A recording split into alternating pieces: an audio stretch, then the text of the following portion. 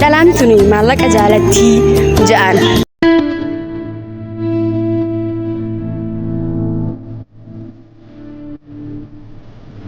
Kiyyaa wanni ani jedhu gama kiyyaan gorsaatiin dhufee yoo narraa taqabbaltan gorsa kiyyaa haa jennu ammaan tana dhalaan jedhu dhiiraan jedhu karaa jaalalaatii fi karaa fuudhaa fi heerumaatiin gizee haasawinu namni garii jaalarratti waan hedduu takka qunnamuu danda'a. Waan qunnamu san waan kana san izee ibsuu hin danda'u garuu xiqqoo waan irraa beeku isin hima. Jaalalti hedduu nama goddaati.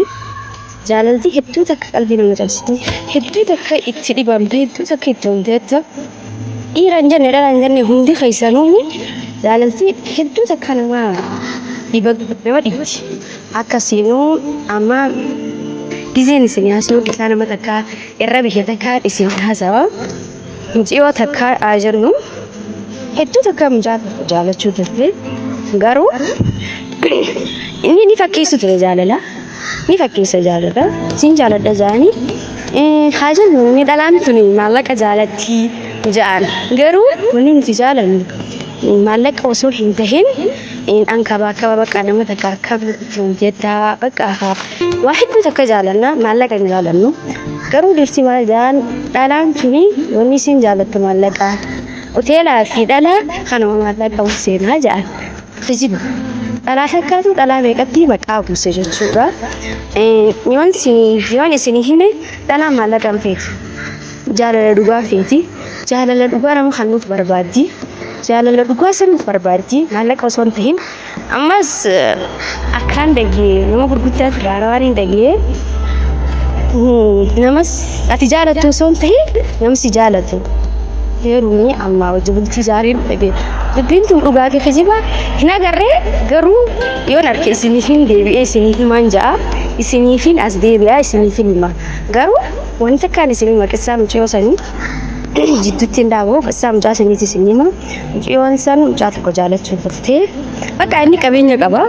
jaalala hedduu isin hedduu takka jaalatte maal jaan qabeenya achisa jaalattee jaan ni bareedde hedduu takka isinis beektee dhiira meeqaa jaalatee jira san hunda dhiistee isa jala waan galtee jecha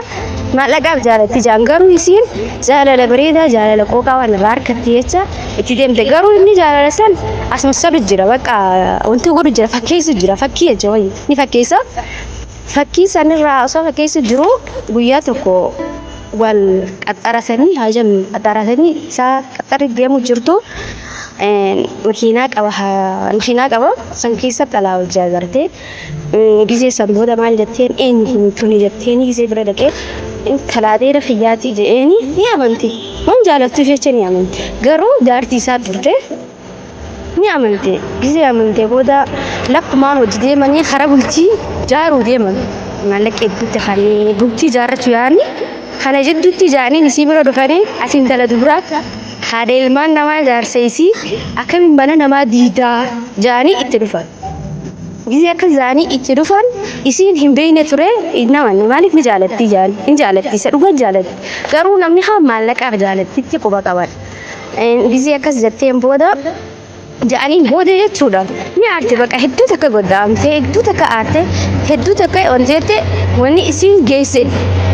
geesse silaa gama dhalaa biraati waan jabduu taateef malee iffannisuu fa'aa ifajjeesuu fa'aa san geesse garuu dhalaa keenya maaliin isin hin jaalate dhalaa takkaatutu dhalaa dhibba takka maqaa balleessaa nuti maallaqaaf nama jaalannu nama jaalata dhugaa isin immoo nu jaalatu jaalanna dhiirti illeen akkasumatti jaalala dhugaa dhalaa kannituuf barbaaddi waliif jaalala dhugaa walii kanninuun ja'a chaawu.